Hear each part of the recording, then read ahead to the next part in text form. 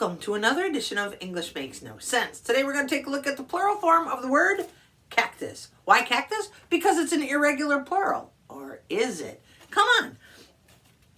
The plural form of cactus could be either cacti, cactuses, or cactus. What? Yeah, I kid you not. Come on, I'll show you.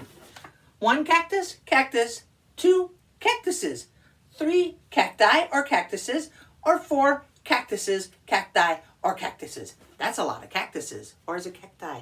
Or is it cactus? It's all the same. The plural form of cactus is cactuses, cacti, or cactus. What? Why does English have so many crazy rules for words that end in US? I don't know, but now you can read and understand this sentence, I hope. Or 2.